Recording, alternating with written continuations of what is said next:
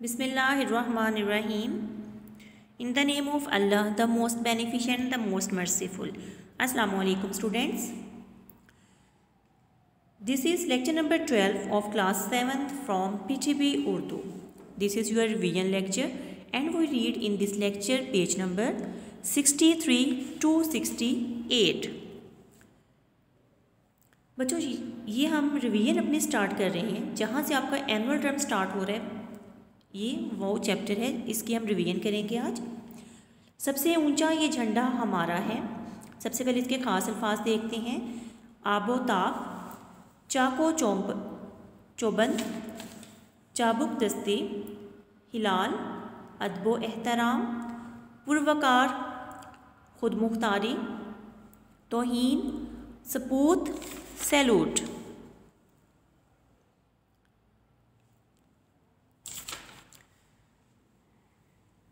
Reading करते हैं बेटा हम इसकी स्टार्ट। मरीहा 7वीं जमात में पढ़ती है। पिछले 2 हफ्तों से उसकी जमात तालीमी व तफरीही सैर का प्रोग्राम बना रही थी। कोई तालबा मंगला डैम देखना चाहती थी तो कोई कोहिस्तान नमक ख्योड़ा देखने की शौकीन थी। कोई हिरन मीनार देखने की ख्वाहिश जाहिर कर रही थी तो कोई छांगा मांगा के जंगल की सैर करने की तमन्ना रखती थी। लड़कियों से सैर के लिए किसी एक मकाम का फ़ैसला नहीं हो पा रहा था।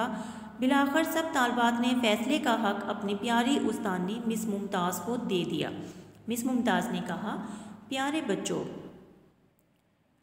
इंशाअल्लाह ताला हम लाहौर जाएंगे। वहाँ मीनार पाकिस्तान, बादशाही मस्जिद और शाही किला देखने के बाद हम दोपहर को वाहका की सरहद पर जाएंगे और परचम उतारने की तकरीब देखेंगे। मुकर्ररा दिन वो दोपहर के वक्त वाहका की सरहद पर पहुंच गए। फ़ज़ा मिली नगमों से गूंज रही थी। लोग बहुत पुरजोश दिखाई दे रहे थे। वो पाकिस्तान का मतलब क्या, ला इलाहा इल्लल्लाह और पाकिस्तान जिंदाबाद के नारे लगा रहे थे। लाउडस्पीकर की आवाज़ और लोगों के नारों के बाइस कान पड़ी आवाज़ सुनाई ना देती थी। लाउडस्पीकर पर नगमा गूंज रहा था, चाँद रोशन चमकता सितारा रहे, सबसे ऊंचा ये झंडा हमारा रहे। लोग इस नगमे पर झूम रहे थे। हज़ारों लोगों के हाथों में पाकिस्तानी झंडे और झंडियाँ थीं। वो उन्हें फ़ज़ा में लहरा रहे थे। सामने वाहका के सरहदी दरवाजे पर सबस हिलाली परचम पूरी आबोताब के साथ लहरा रहा था। सूरज गरूब होने को था। आबोताब बेटा क्या होता है, इसका लफ्ज़ी मीनिंग चमक धमक के साथ। ठीक है, अब परचम उतारने का मरहला आन पहुंचा था। पाकिस्तान रेंजर्स के चाको चौबंद होता है बेटे चुस्त व तवाना जवानों ने बड़े अदब एहतराम के साथ परचम की रस्सी को आहिस्ता आहिस्ता नीचे की तरफ खींचना शुरू किया। रफ्ता रफ्ता मतलब आहिस्ता आहिस्ता ही परचम नीचे आता गया।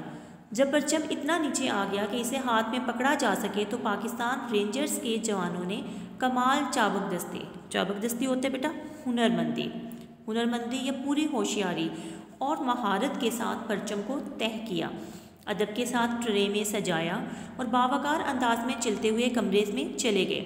यूं ये पुरजोश और पुरवकार तकरीब अपने इख्तिताम को पहुंची। वापसी पर मिस मुमताज़ और तालबात कौमी परचम के हवाले से बातचीत करती रहीं, जो कुछ इस तरह है। राबिया, मैडम हमें कौमी परचम के बारे में कुछ मालूमात दें। मैडम, कहने को तो परचम कपड़े का एक टुकड़ा होता है, लेकिन जब ये कपड़ा किसी ख़ास तनासुब और मखसूस रंगों के बायस परचम की शक्ल इख्तियार कर लेता है तो ये महज कपड़े का एक टुकड़ा नहीं रहता, बल्कि इस मुल्क की इज़्ज़त और वक़ार की अलामत बन जाता है। अलामत बेटा निशानी। कौमी परचम किसी भी मुल्क की पहचान और शनाख्त होता है। हमारा परचम हमारी आज़ादी और ख़ुद मुख्तारी का निशान है। फ़ातिमा, मैडम हमारे परचम पर चाँद सितारा क्यों बनाया गया है। मैडम, फ़ातिमा बेटी, हमारा परचम 2 रंगों पर मुश्तमिल है। इसमें सब्ज़ और सफ़ेद रंग शामिल हैं। सफ़ेद रंग 1/4 और सब्ज़ रंग 3/4 होता है। ये बेटा 1/4 हिस्सा सफ़ेद रंग है और ये 3/4 हिस्सा सब्ज़ रंग है। सब्ज़ रंग पाकिस्तान में बसने वाले मुसलमानों की नुमाइंदगी करता है, जबकि सफ़ेद रंग पाकिस्तान में मौजूद अक़लियतों की अलामत है। हम कौमी तराने में पढ़ते हैं, परचमे सितारा व हिलाल रहबरे तरक्की व कमाल। इसका मतलब है कि हमारे परचम पर बना हुआ हिलाल हिलाल बेटा कहते हैं चाँद को, हमारी तरक्की का रहबर है। हिलाल पहली रात के चाँद को कहते हैं। जिस तरह हिलाल बढ़ते बढ़ते पूरा चाँद बन जाता है, इसी तरह अल्लाह के फजलो करम से हमारा वतन भी तरक्की के रास्ते पर गामजन रहेगा, चलता रहेगा। इस पर 5 कोनों वाला सितारा बना हुआ है। 5 कोनों से इस्लाम के 5 सतून मुराद हैं। सुंबल, मैडम हमारे परचम का डिज़ाइन किसने बनाया था? मैडम, सुंबल ने बहुत उम्दा सवाल किया है। अक्सर लोगों को मालूम ही नहीं कि हमारे कौमी परचम का डिज़ाइन किस शख्सियत ने तैयार किया था। जनाब अमीरुद्दीन किदवाई ने हमारे प्यारे परचम का डिज़ाइन तैयार किया था। कुरातुल्लैन, मैडम हम अक्सर सुनते और पढ़ते हैं कि हमें कौमी परचम का अदबो एहतराम करना चाहिए। आप हमें बताइए कि हम किस तरह कौमी परचम का एहतराम कर सकते हैं? मैडम, आपने ये सवाल करके बहुत अच्छा किया, क्योंकि मैं खुद भी चाहती थी कि इस सिलसिले में आपसे बात करूं। याद रखिए, जब अपने मुल्क में कई मुल्कों के परचम एक साथ लहराए जाएं, तो कोई भी परचम पाकिस्तान के परचम से ऊंचा नहीं लहराया जाएगा। सायरा, मैडम अभी हमने वाघा की सरहद पर देखा था, गेट पर पाकिस्तान के परचम के साथ भारत का परचम भी लहरा रहा था और दोनों एक जैसी बुलंदी पर थे। मैडम, सायरा बेटी आपने बिल्कुल ठीक कहा। अलबत्ता याद रखिए, अक़वाम मुत्तहिदा की अमारात पर अक़वाम मुत्तहिदा का परचम बाकी परचमों से ऊंचा लहराता है। बाकी सभी ममालिक के परचम एक सी ऊंचाई पर लहराते हैं। अगर किसी अदारे के साथ कौमी परचम लहराया जाए तो कौमी परचम लाजमन ऊंचा रखा जाएगा। पास के साथ परचम का सफ़ेद रंग वाला हिस्सा आएगा। परचम के आदाब में एक नहायत अहम बात यह है कि इसे पाँवों, जूतों, ज़मीन या किसी भी गंदी चीज़ से छूने से बचाना ज़रूरी है। इसी तरह परचम को तुलुए आफ्ताब जब सूरज नमूदार होता है बेटा की बात लहराना चाहिए, और ग़ुरूब आफ्ताब मतलब जब सूरज ग़रूब हो जाता है तो उससे पहले उतार लेना चाहिए। किसी सूरत परचम पर रात का साया नहीं पड़ने देना चाहिए। यहाँ मैं आपको ये बताना भी ज़रूरी ख्याल करती हूँ कि पाकिस्तान में एक इमारत ऐसी भी है जहाँ रात के वक्त भी परचम लहराया जाता है। बहुत से तालुबात हैरानी के साथ, मैडम वो कौन सी इमारत है? मैडम भाई ये पार्लियामेंट हाउस है। यहाँ रात को भी परचम लहराता रहता है, लेकिन एक ख़ास एहतमाम के साथ, और वो ये कि मसनूई रोशनी के साथ परचम को रोशन रखा जाता है। नाइला, मैडम हम 14 अगस्त को अपने घरों, दुकानों, इमारतों पर कौमी परचम लहराते हैं, मगर ये परचम रात के वक्त नहीं उतारते। मैडम बेटी लोगों को मालूम ही नहीं कि परचम के आदाब क्या है। अगर उन्हें मालूम हो कि रात के वक्त परचम लहराना परचम की तौहीन है तो मुझे यकीन है कोई ऐसा ना करे। आयशा, मैडम 14 अगस्त को हम अपने स्कूलों, बाज़ारों और घरों को कागज़ की झंडियों से भी सजाते हैं। हम इन झंडियों को उतारना भूल जाते हैं। हवा के चलने से या बारिश की वजह से ये झंडियाँ ज़मीन पर गिरती रहती हैं। आपने अभी बताया है झंडे का ज़मीन या जूतों से छूना आदाब के ख़िलाफ़ है, लेकिन हम तो इसका ख्याल ही नहीं रखते। मैडम आपने एक बहुत अहम नुक्ते की तरफ हमारी तवज्जो दिलाई है। ये हमारा फ़र्ज़ है कि जहाँ कपड़े से बने हुए झंडे का अदब करें, वहाँ कागज़ या प्लास्टिक के बने हुए झंडों या झंडियों का भी दिलो जान से अदब व एहतराम करें। झंडियों का ज़मीन पर गिरना और उन्हें पाँव तले रोंदना मतलब पाँव के नीचे आ जाना बहुत बुरी बात है। झंडियाँ लगाने वालों को इस बात की तरफ ख़ास तवज्जो देनी चाहिए कि कोई झंडी नीचे ना गिरे। इसी तरह कौमी परचम पर कोई लफ्ज़ या तस्वीर ना बनाई जाए। इसी तरह परचम को चलाना भी इसकी तौहीन है। परचम लहराते वक्त बावर्दी लोग परचम को सैल्यूट करते हैं, जबकि दूसरे लोग भी होशियार बाश की हालत में बाअदब खड़े रहते हैं। बावर्दी बेटा जिसने वर्दी पहनी होती है, मतलब फ़ौज। तमाम तालबात ने मिस मुमताज़ का शुक्रिया अदा किया कि उन्होंने इतनी उम्दा बातें बताईं। सब ने दिल से वादा किया कि वो परचम के इन आदाब का हमेशा ख्याल रखेंगे। तो बेटा ये थी रीडिंग जो कि यहाँ पे हमने पढ़ ली है। अब हम इसकी मश्क करेंगे। दर्ज झैल के मुख्तसर जवाब तहरीर करें। क्या ग़ुलाम कौमों का भी परचम होता है? हमारे कौमी परचम पर बना हुआ चाँद और सितारा किस बात की अलामत हैं? पाकिस्तानी परचम का डिज़ाइन किसने तैयार किया था? 5 कोनों वाले सितारे का क्या मतलब है?